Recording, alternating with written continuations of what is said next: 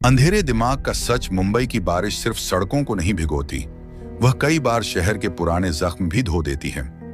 1960 के दशक की मुंबई, तब इसे बंबई कहा जाता था, तेजी से बढ़ रहा शहर था। ऊंची इमारतों की छाया में झोपड़ियां थीं और सपनों के नीचे डर पलता था। इन्हीं अंधेरों के बीच एक नाम धीरे धीरे फुसफुसाहट बनकर फैलने लगा, रमन राघव। शुरुआत में कोई नहीं जानता था कि यह नाम आगे चलकर दहशत का पर्याय बन जाएगा। रमन राघव को लोग अक्सर रेलवे लाइन के पास या सुनसान इलाकों में भटकते देखते थे। फटे कपड़े, बिखरे बाल और आंखों में एक अजीब सी चमक।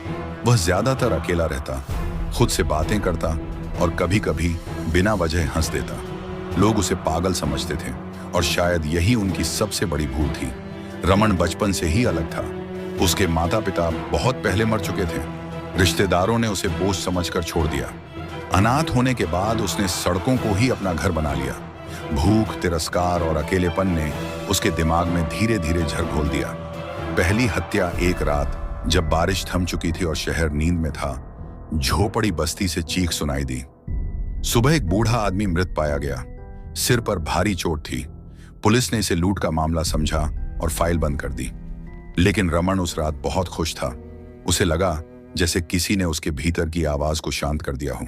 वह आवाज जो हर रात उसे कहती थी, मार दो, ये लोग गंदे हैं, ये जीने लायक नहीं हैं। धीरे धीरे हत्याएं बढ़ने लगी। कभी फुटपाथ पर सोता कोई मजदूर, कभी झोपड़ी में रहने वाला कोई परिवार।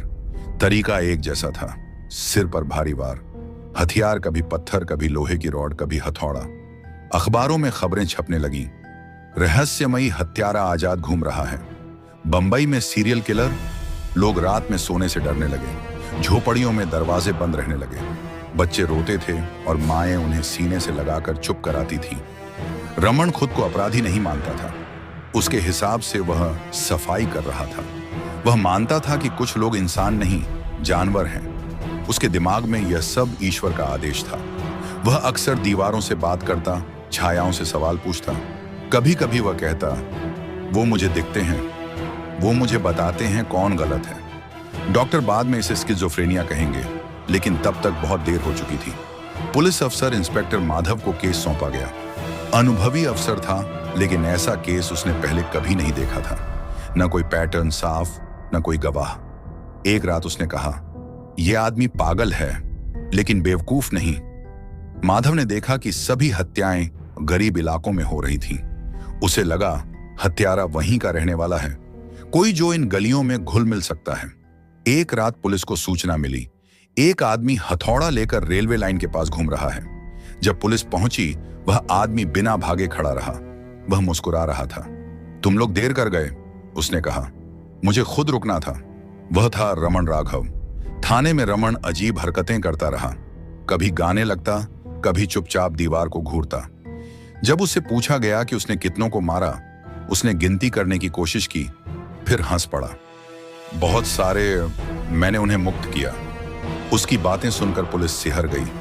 कोर्ट में रमन ने कोई पछतावा नहीं दिखाया। डॉक्टरों ने उसे मानसिक रूप से बीमार बताया, लेकिन कानून ने उसे दोषी माना।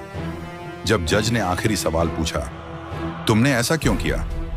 रमन ने कहा, क्योंकि वो आवाजें कभी चुप नहीं होती। 1964 में रमन राघव को फांसी दे दी गई, लेकिन कहानी यहीं खत्म नहीं होती। आज भी मुंबई की कुछ झोपड़ियों में लोग कहते हैं, रात को अगर कोई खुद से बातें करता सुनाई दे तो खिड़की बंद कर लेना। रमन चला गया, लेकिन उसका डर आज भी जिंदा है।